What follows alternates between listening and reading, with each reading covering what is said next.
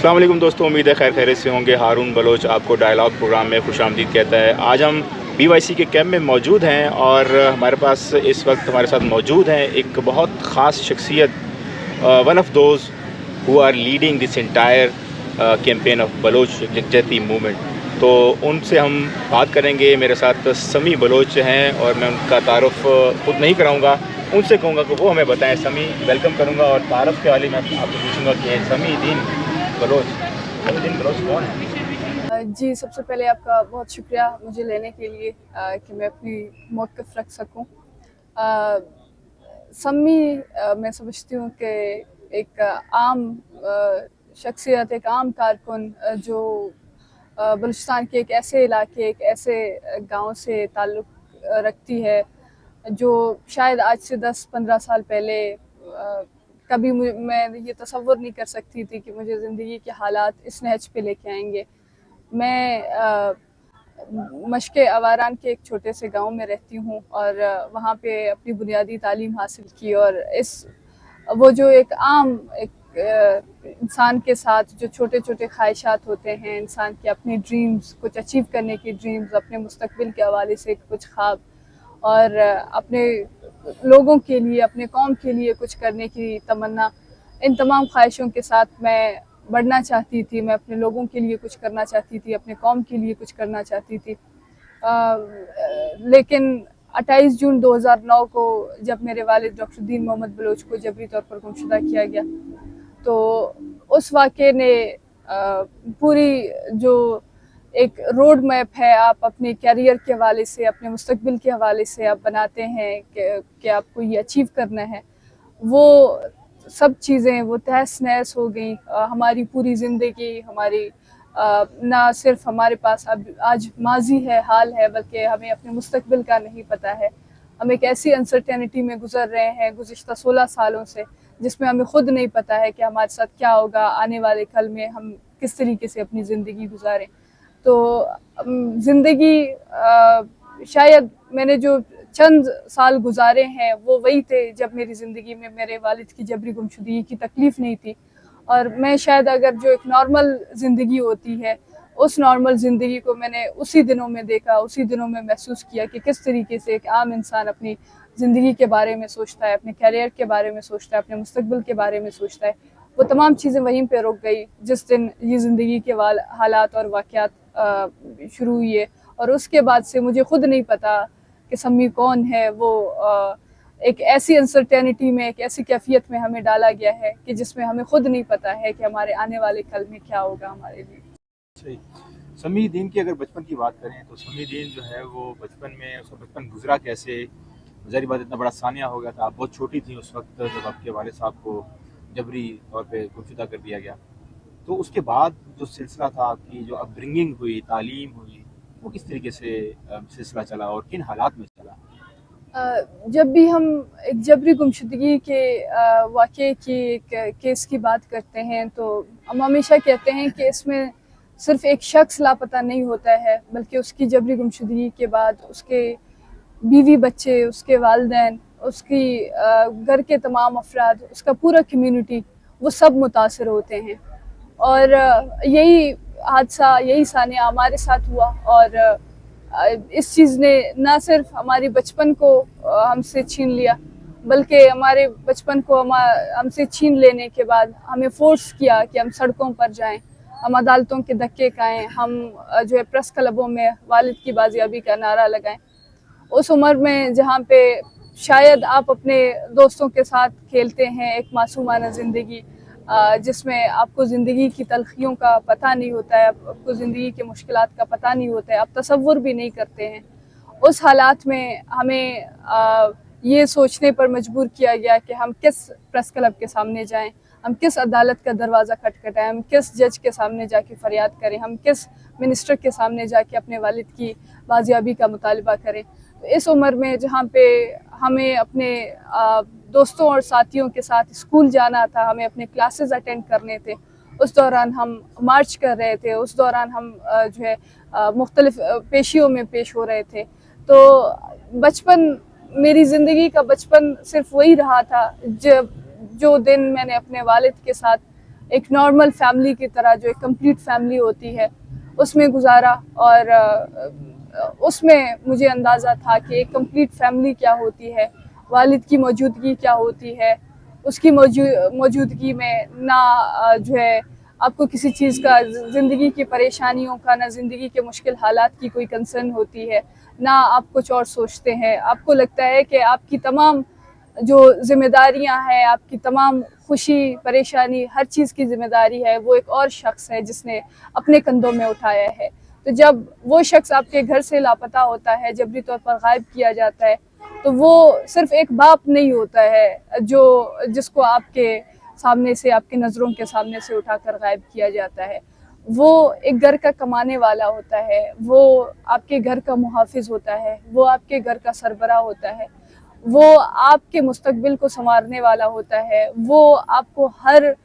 غم آپ سے دور کرنے والا اور ہر خوشیاں آپ کے قدموں میں لانے والا وہ شخص ہوتا ہے. اس کی موجودگی کا جو احساس ہے وہ اس ٹائم پہ ہوتا ہے، اور جب وہ شخص اٹھا کر غائب کر لیا جاتا ہے تو اس میں نہ صرف آپ ایک باپ سے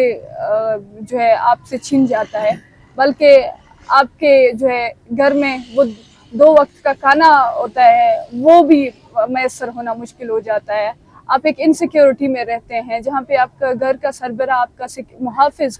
وہ غائب کیا جاتا ہے. پھر آپ کو سوسائٹی میں کس قسم کے چیلنجز کا سامنا کرنے پڑتے ہیں، آپ کو اپنے ارد گرد کے لوگوں سے کیا سننا پڑتا ہے. اور اس عمر میں جب آپ کو اپنی تعلیم پر فوکس کرنا چاہیے، اپنی زندگی پر فوکس کرنا چاہیے، اس دوران آپ سڑکوں پر اپنے والد کی بازیابی کا مطالبہ کر رہے ہوتے ہیں. تو اس جبری گمشدگی نے ہم سے صرف ایک باپ نہیں چھینا ہے، بلکہ ہمارا بچپن، ہماری زندگی، ہمارا مستقبل، ہماری تمام خوشیاں ہمارے سر سے ایک باپ کا سایہ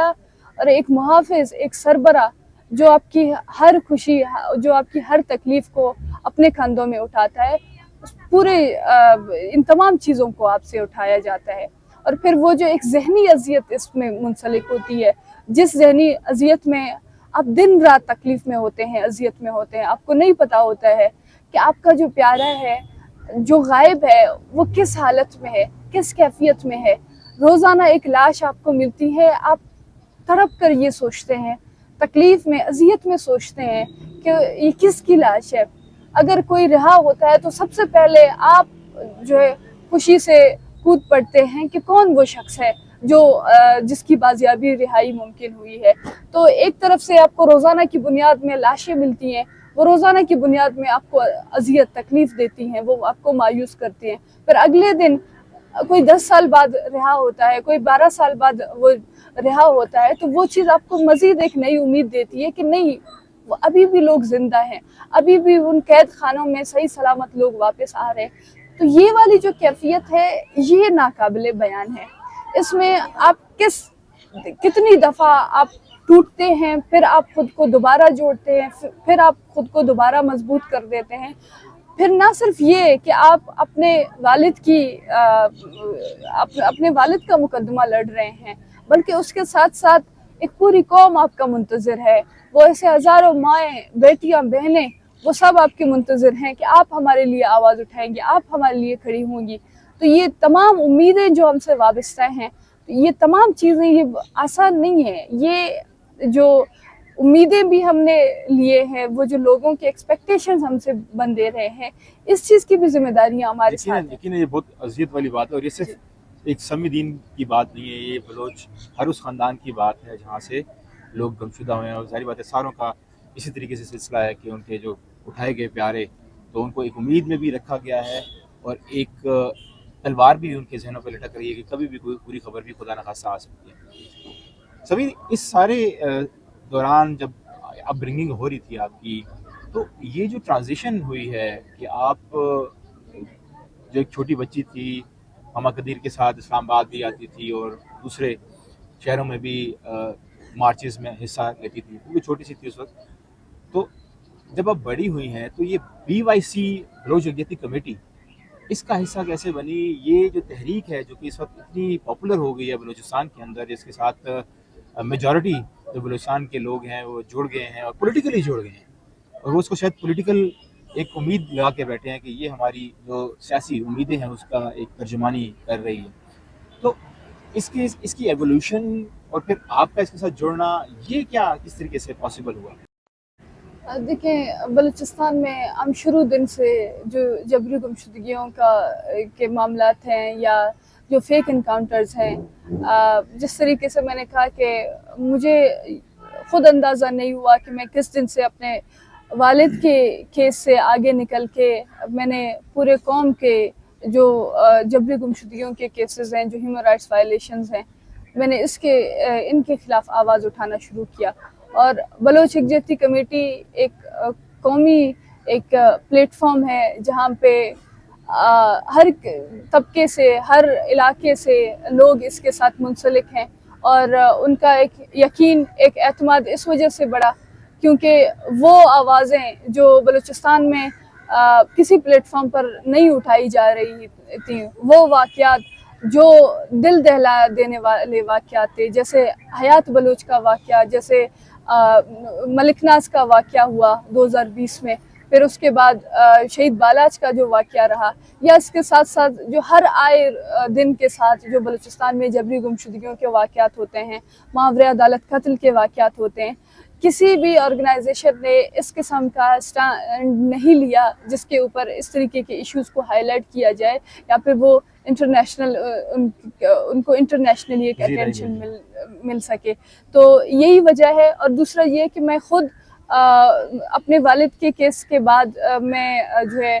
voice for Baloch missing persons کی جو تنظیم ہے، جو 2009 سے شروع ہوئی ہے، اسٹیبلش ہوئی ہے، اس کے ساتھ میں منسلک رہی ہوں، اور کافی عرصہ میں نے voice for Baloch missing persons کی تنظیم کے ساتھ کام کیا. اور پھر جو ہے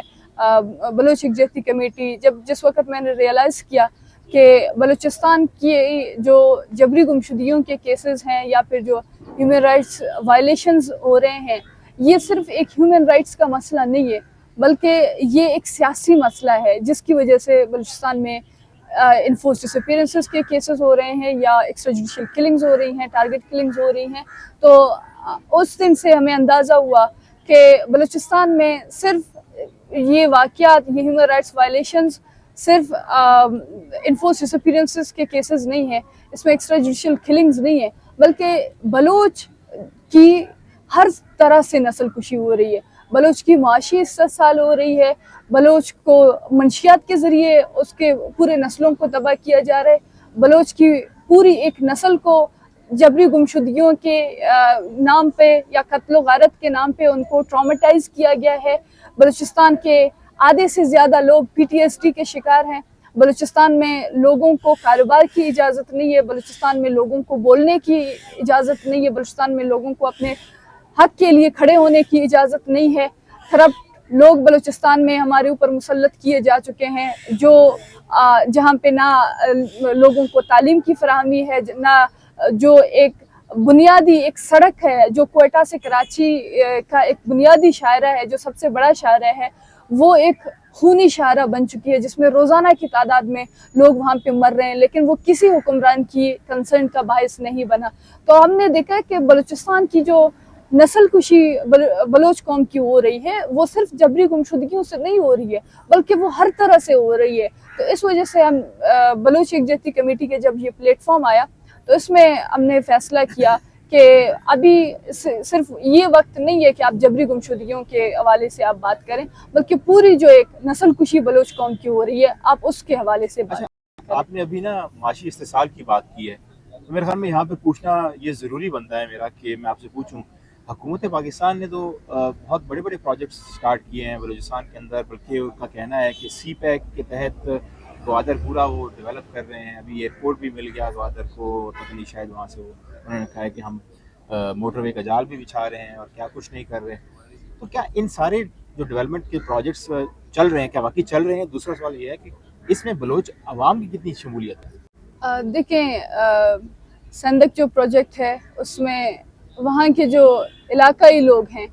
وہ احتجاج کرتے ہیں کہ ہمیں جو بنیادی وہاں پہ جو سویپر کے جو جابز ہیں، جو سب سے چھوٹے لیول کے جو جابز ہوتے ہیں، ان کے لیے بھی وہاں کے جو علاقائی لوگ ہیں ان کو نہیں اٹھایا جاتا ہے. یا جو سی پیک کی بات کی جاتی ہے، سی پیک کے پروجیکٹ کو اب 10 سال سے 2015 سے لے کر ابھی تک 10 سال اس کو ہو گئے، ابھی تک آپ گوادر کے جو ہے حالت کو دیکھیں، گوادر میں کیا تبدیلی آئی ہے، گوادر کے جو وہاں کے جو لوگ جو روزانہ کی بنیاد میں مچھیروں کا کام کرتے ہیں، وہ ان کا جو روزی کا ذریعہ بن گیا ہے، اس میں ان کو جو ہے اس روزگار کو ان کی فراہمی ختم کی گئی ہے ان سے، یا پھر جس روٹ کی آپ بات کر رہے ہیں جو سی پیک روٹ ہے، وہ اس میں ہزاروں کی تعداد میں وہاں بلوچستان کے بسنے والے لوگ جو سالوں سے اپنے زمینوں پر اپنے علاقوں میں رہ رہے تھے، اس روڈ کے نام پر ان کو علاقوں سے دربدر کیا گیا۔ وہ جو ہے ہزاروں سالوں سے اپنے زمینوں پر اپنے علاقوں میں وہاں پر وہ جو بلوچی پیش کا کام کرتے تھے، وہ اپنے زمینوں میں اپنے جو مال مویشیوں کے ساتھ زندگی گزارتے تھے، آج ان کو اس سی پیک روٹ کی وجہ سے ان کو اپنے زمینوں سے، ان کو اپنے علاقوں سے بے دخل ہونا پڑا، اپنے علاقوں سے نکلنا پڑا۔ آج اگر یہ سیندک، یہ اگر سی پیک یا جو دیگر میگا پروجیکٹس ہیں، اگر انہوں نے بلوچ کی تقدیر کو بدل دیا ہوتا تو آج بلوچستان کے لوگ اس نہج پہ نہیں ہوتے، یا پھر آج بلوچستان کی حالت اس نہج پہ نہیں ہوتے۔ لیکن دوسری طرف ہم یہ بھی دیکھتے ہیں کہ اسٹیٹ یہ کہتی ہے کہ ان پروجیکٹس کو جو کہ عوام کی بہتری کے لیے، ڈیولپمنٹ کے لیے، پروگریس کے لیے لگائے گئے ہیں، ان کو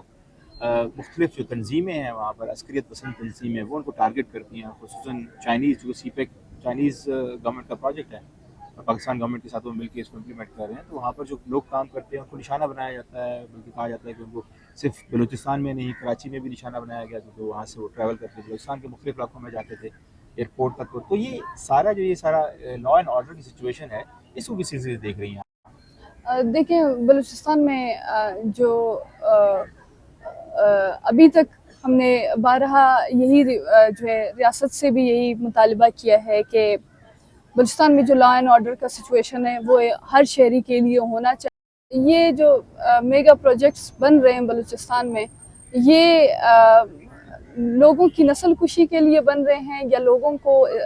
ڈسپلیسمنٹ کے لیے بن رہے ہیں، یا لوگوں کی ڈیولپمنٹ کے لیے بن رہے ہیں۔ آج بھی آپ بلوچستان میں جو ہے ناخواندگی کا ریشو دیکھیں بلوچستان میں، وہ کس نمبر پر ہے۔ آج بھی جو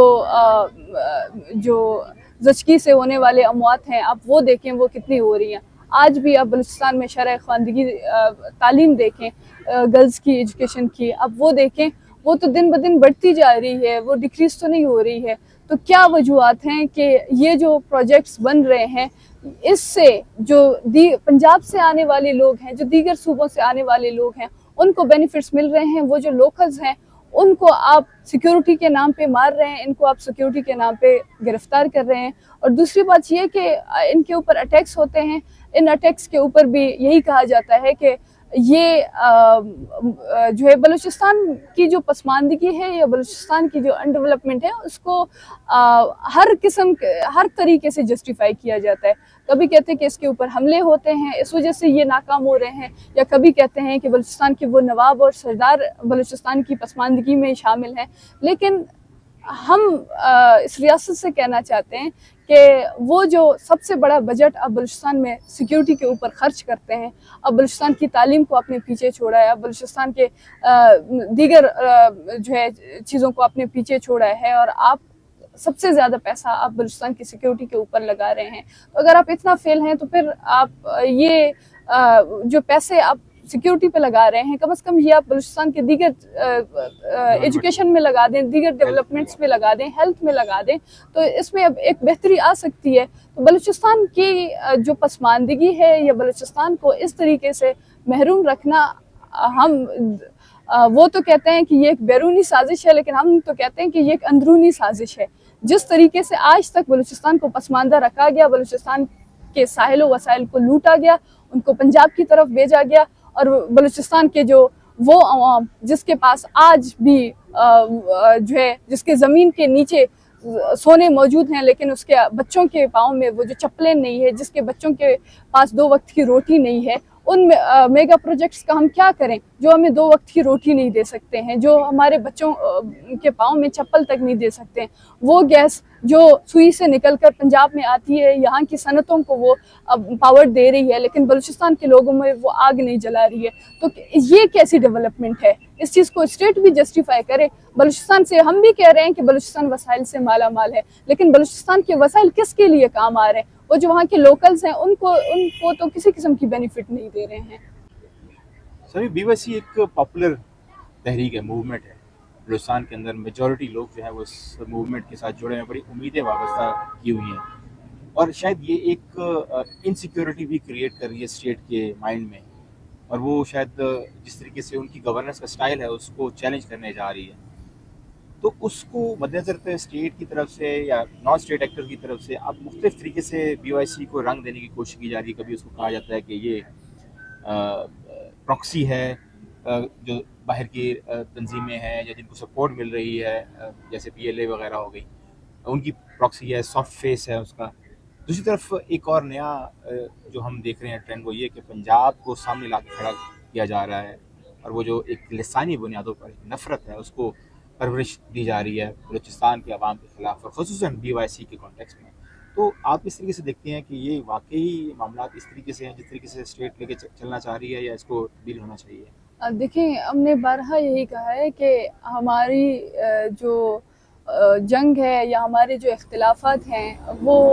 کسی ایتھنک گروپ کے خلاف نہیں ہے, کہ ہماری کوئی ایتھنک کانفلکٹ نہیں ہے کسی بھی قومیت کے ساتھ, کسی بھی جو ہے صوبے کے ساتھ. ہمارے جو اختلافات ہیں یا ہماری جو جنگ ہے وہ اس اسٹیبلشمنٹ سے ہے, جس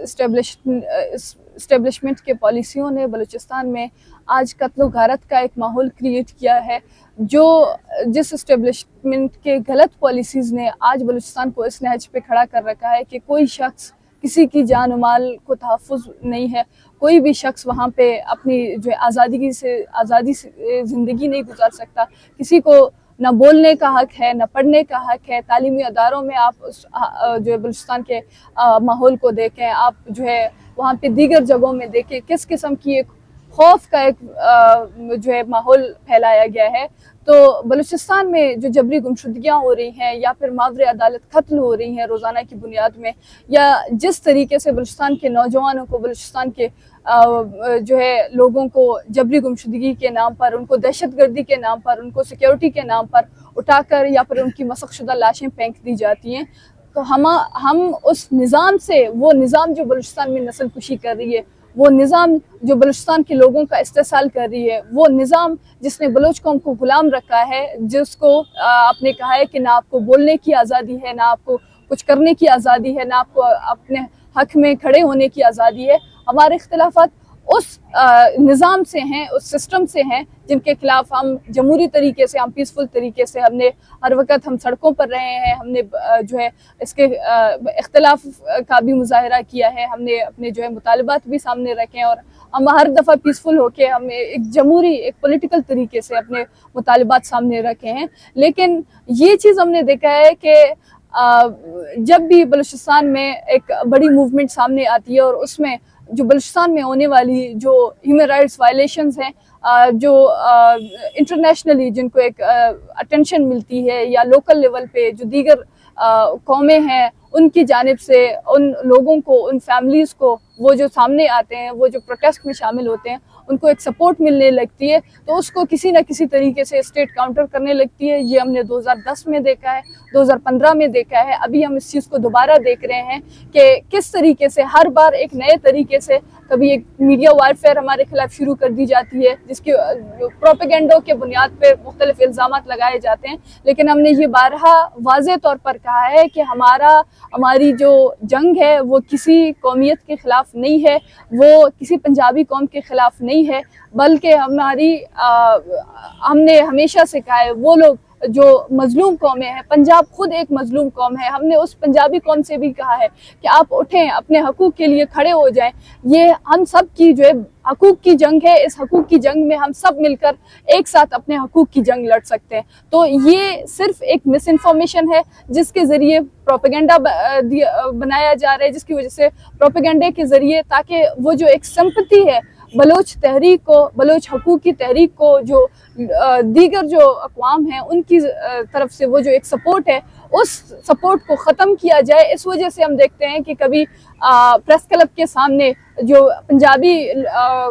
لوگ ہیں ان کو آ کے ہمارے سامنے بٹھایا جاتا ہے اور ان سے کہلوایا جاتا ہے کہ یہ ہمارے دہشت گرد ہیں، یہ ہمارے لوگوں کو بلوچستان میں مار رہے ہیں. بھائی آپ آئیں، آپ بات کریں، ہم آپ کے ساتھ کھڑے ہونے کے لیے تیار ہیں، ہم آپ کے ساتھ بیٹھنے کے لیے تیار ہیں، لیکن آپ اپنے رائٹس کے لیے لڑیں تو صحیح، آپ اپنے رائٹس کے لیے کھڑے تو ہو جائیں. صحیح. اچھا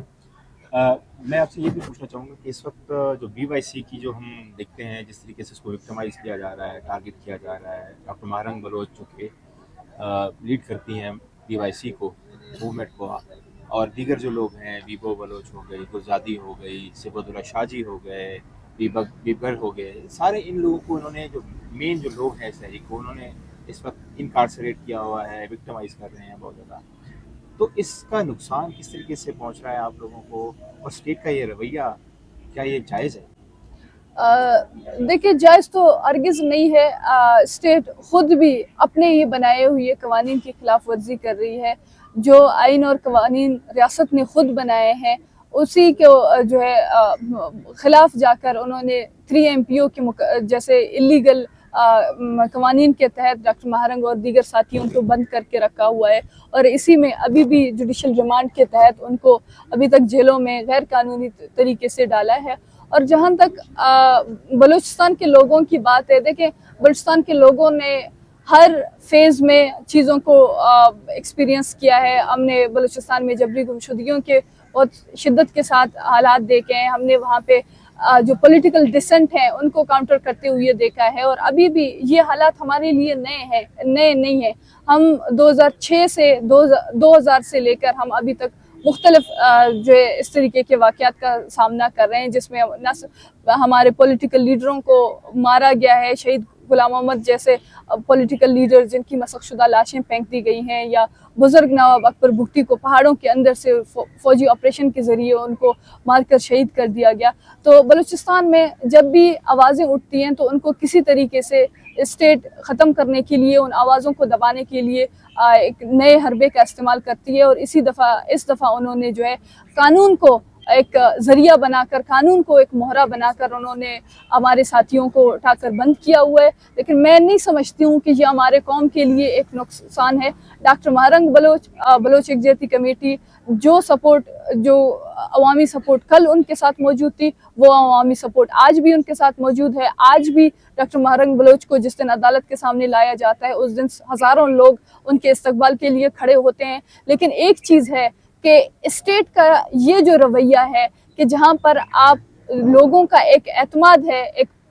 پیسفل ہونے کا، ایک پولیٹیکل ہونے کا، ڈیموکریٹک ہونے کا، جس میں ڈاکٹر مہرنگ بلوچ اس کی سب سے بڑی مثال ہے کہ آپ ان ریاست کو یہ چاہیے تھا کہ آپ ان کی آواز سنیں، آپ ان کے ساتھ بیٹھیں، آپ ان کے ساتھ ڈائیلاگ کریں، بجائے اس کے کہ آپ نے ان کی آواز کو دبایا ہے، ان کو جیلوں میں ڈالا ہے. یہ چیز میں سمجھتی ہوں ریاست کے لیے زیادہ ایک خطرناک چیز ثابت ہو سکتی ہے، کیونکہ جس طریقے سے لوگ اس قسم کے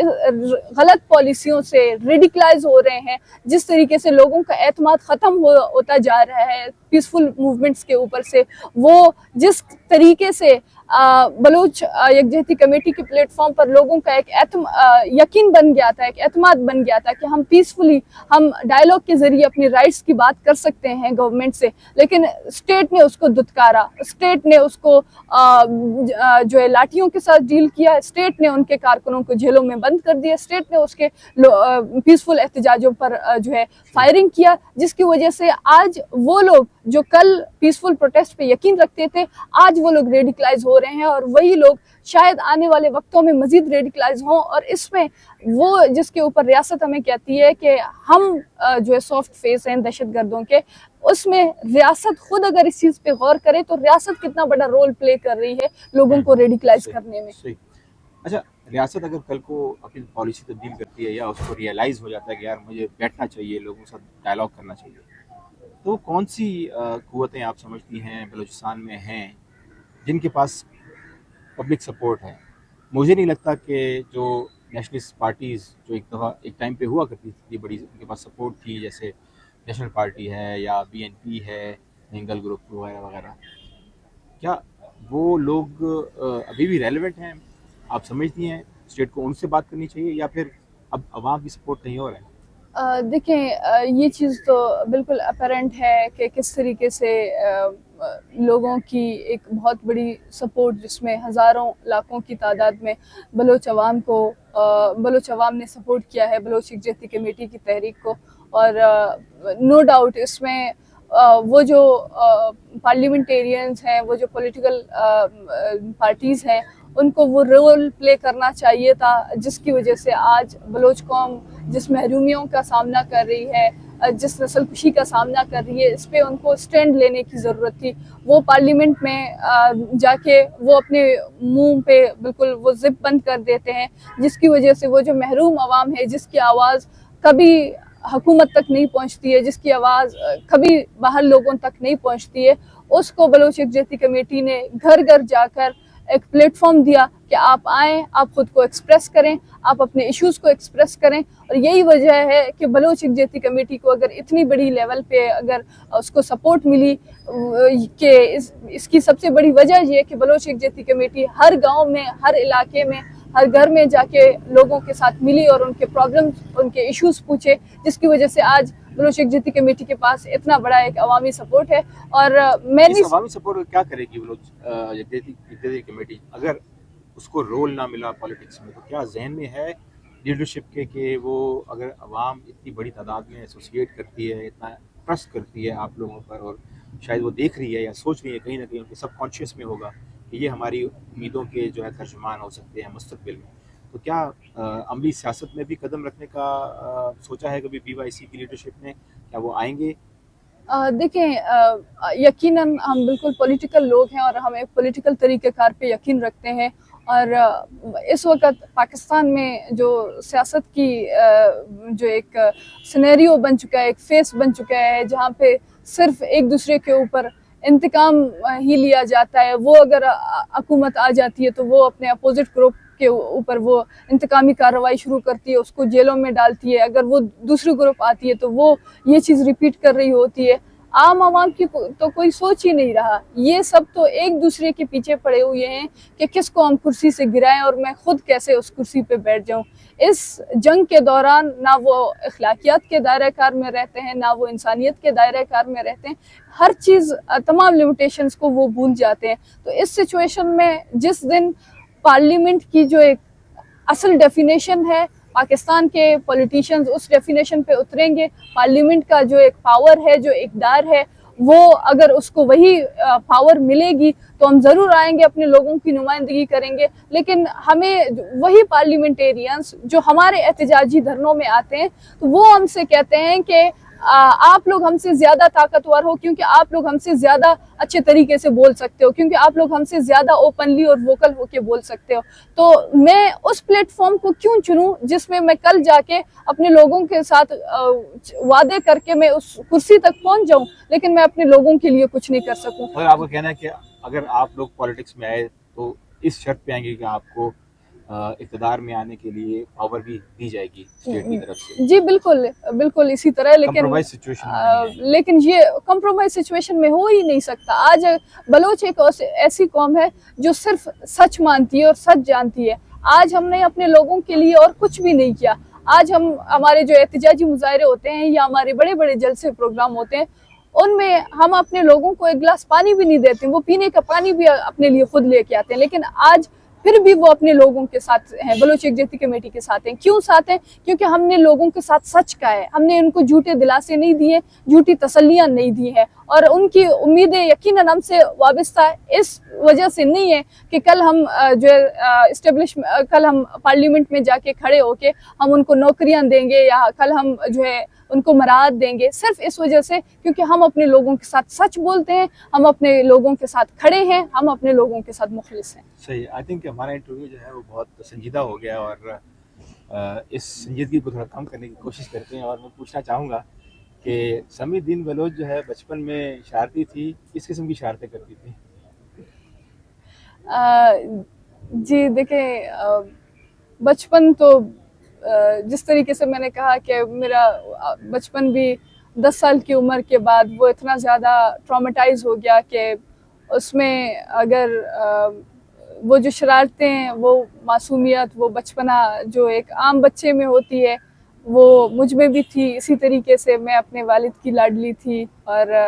میں بہت زیادہ ان کے ساتھ کنیکٹڈ تھی, ایموشنلی بہت زیادہ اٹیچ تھی. تو میری زندگی کا جو سب سے بڑے رول ماڈل جو آئیڈیل ہیں وہ میرے ابو ہی تھے, اور ایک 10 سال کی بچی کے لیے یقیناً اس کے ابو سے بڑھ کر اس دنیا میں, اس جہان میں اور کوئی نہیں ہوتا. تو کیا چاہتے تھے, کیا سمیع الدین کیا بنے گی؟ میرے والد صاحب چاہتے تھے کہ میں ایک پولیٹیشین بنوں. تو خواب تو ان کا پورا ہو گیا, تو پالیٹکس میں آ گئی اب.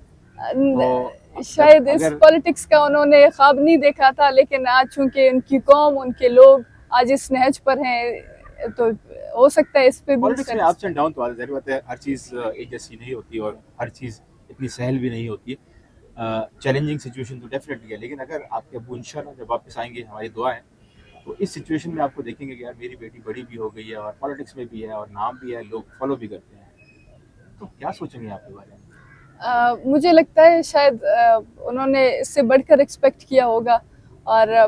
مجھے ہمیشہ لگتا ہے کہ میں ایک بہت ہی انکمپیٹنٹ ان کی لڑکی ہوں. اگر میں ہو سکتا ہے میں ان کے لیے بہت زیادہ کچھ کر سکتی تھی, اور روز جب میں رات کو سوتی ہوں تو مجھے اس بات کا دکھ ہوتا ہے, افسوس ہوتا ہے کہ میں اپنے ابو کے لیے کچھ نہیں کر پاتی ہوں. میں ان کی آج تک میں کیوں ان کی رہائی کو ممکن نہیں بنا سکی. روز اگر میں اس کو گلٹ کہوں یا تکلیف کہوں, اس چیز کی تکلیف مجھے ہوتی ہے کہ میں کیوں ان کے لیے کچھ نہیں کر پا رہی ہوں. لیکن مجھے ضرور یقین ہے کہ کل کو وہ اگر آئیں گے تو اس بات کی ان کو سیٹسفیکشن ہوگی کہ جن حالات میں وہ جبری طور پر لاپتہ ہوئے تھے, اس کے بعد شاید سانس لینا بھی مشکل تھا, اس حالات میں میں نے اپنی بھرپور کوشش کی کہ میں اپنے ابو کا کیس لڑوں, میں اپنے قوم کے ساتھ کھڑے ہو جاؤں, میں اپنے قوم کے ساتھ مخلص ہو جاؤں. تو اس بات پہ شاید ان کو ایک سیٹسفیکشن مل جائے. صحیح. بہت کم لوگوں کو پتہ ہے کہ سمیع الدین بلوچ جو ہے وہ جرنلزم کی ایک طالبہ بھی ہیں. یہ ایکٹیویزم اور یہ جرنلزم یہ کیسے آگے بڑھے گا ساتھ ساتھ؟ جی, جس طریقے سے میں نے کہا کہ میرے والد کی ڈس اپیرنس سے پہلے زندگی کا ایک روڈ میپ تھا کہ آپ کس طریقے سے اپنے فیوچر کو آپ دیکھیں گے اور کس طریقے سے آپ پلان کریں گے. لیکن انفارچونیٹلی وہ آنے والے وقت اس طریقے سے نہیں گزرے, اور ہماری زندگی ایک بالکل ایک انپریڈکٹیبل سچویشن میں گزری ہے, اور جہاں پہ ہم کبھی پریڈکٹ نہیں کر پائے ہیں کہ آنے والے کل میں ہمارے ساتھ کیا ہوگا. تو یہی وجوہات ہیں کہ میں خود چھوٹی تھی, لیکن میرے گھر والے مجھے کہتے ہیں کہ میرے ابو ہمیشہ کہتے تھے کہ میری جب بیٹی بڑی بن جائے گی تو وہ سیاستدان بن جائے گی, وہ جو ہے اپنے لوگوں کو سرو کرے گی. لیکن جس حالات نے جس موڈ پہ ہمیں وہ لے کے گئے, اس کے بعد مجھے یاد ہے جب ہم کوئٹہ, کراچی, اسلام آباد میں جب ہم پریس کلب کے سامنے بیٹھتے تھے اور ہم گھنٹوں تک منتظر ہوتے تھے کہ کوئی پریس والا آئے, کوئی ہماری بات سنے, کوئی ہم سے یہ پوچھے کہ ہم کیوں آئے ہیں, وہ ہماری آواز بنے. لیکن چونکہ آپ جانتے ہیں کہ جبری گمشدگیوں کے معاملے پر ہر ایک پریس والا وہ ہیزیٹیٹ کرتا ہے کور کرنے میں, تو کبھی ہمارے سامنے بڑے بڑے کیمراز لے کے, مائک ان کے ہاتھ میں لے کے وہ ہمارے سامنے گزرتے تھے, لیکن وہ ہمارے پاس نہیں آتے تھے. تو یہ چیز کافی مجھے اثر کرتی تھی, اور میں نے بس اپنے ذہن میں طے کیا کہ مجھے اگر اپنے لوگوں کے لیے کچھ کرنا ہے تو میں ان کی آواز کسی نہ کسی طریقے سے بنوں گی, اور اس میں مجھے یقیناً کچھ اپرچونیٹیز بھی ملے, جس کی وجہ سے مجھے ایک اچھی یونیورسٹی میں ایڈمیشن بھی ملا, اور اس وجہ سے میں جو ہے جرنلزم کی اسٹوڈنٹ بن گئی. اور مجھے لگتا ہے ابھی بھی مجھے امیدیں ہیں کہ بلوچستان کی وہ کہانیاں ایسے اس پورے دورانیہ میں، اس پورے 16 سالوں میں جتنی زیادہ کہانیاں میں نے نہ صرف سنے ہیں بلکہ میں نے دیکھے ہیں، میں نے ایکسپیرینس کیے ہیں، وہ دبی ہوئی کہانیاں، وہ انسنی کہانیاں، ان کو سامنے لانے کی ضرورت ہے، ان کو دنیا کے سامنے پیش کرنے کی ضرورت ہے۔ وہ بہادر مائیں، وہ بہنیں، وہ بیٹیاں کس طریقے سے انہوں نے دن، مہینے، سال اپنے گزارے ہیں، ان اسٹوریز کو ہائی لائٹ کرنے کی ضرورت ہے، دنیا کے سامنے دکھانے کی ضرورت ہے کہ کس قدر بلوچستان کی مائیں بہادر ہیں، کس قدر بلوچستان کی خواتین جو ہے وہ اپنے حقوق کی جنگ لڑ رہی ہیں۔ تو اس کو ہائی لائٹ کرنے کی ضرورت ہے، اور میں امید کرتی ہوں کہ شاید ایک پوائنٹ پہ مجھے یہ موقع ملے کہ میں اپنے فیلڈ میں بھی ایک پروفیشنل بن جاؤں۔ ہماری دعائیں آپ کے ساتھ ہیں، بہت بہت شکریہ آپ کا۔ آپ نے بہت دوستو ہم نے کوشش کی ہے کہ ہم آج ان ایشوز پر بات کریں جو کہ عموماً میڈیا میں نظر نہیں آتے، اور خصوصاً بلوچ یکجہتی کمیٹی کے حوالے سے بہت سارے اور معاملات پہ تو بات ہوتی رہتی ہے کہ کس طریقے سے وکٹمائز کیا جا رہا ہے اور کیا کن حالات و واقعات سے وہ گزر رہے ہیں، لیکن ہم نے اس انٹرویو میں کوشش کی ہے کہ جو لیڈ کر رہے ہیں لوگ، خصوصاً سمیع الدین بلوچ ہمارے ساتھ آج موجود تھی، ہم نے ان کے بارے میں بھی جاننے کی کوشش کی کہ سمیع الدین بلوچ کون ہیں اور کس بیک گراؤنڈ سے اٹھ کے آئی ہیں، کن حالات سے ان کی تربیت ہوئی ہے، کس طریقے سے ان کی تربیت ہوئی ہے، اور کس طریقے سے وہ بلوچ یکجہتی کمیٹی کی تحریک کے ساتھ جڑی ہیں اور ان کے ایمبیشنز کیا ہیں۔ میری طرف سے اتنا ہی، انشاءاللہ اگلے ایک ایپیسوڈ کے ساتھ ملیں گے۔ مجھے دیجیے اجازت، اللہ نے کے بعد۔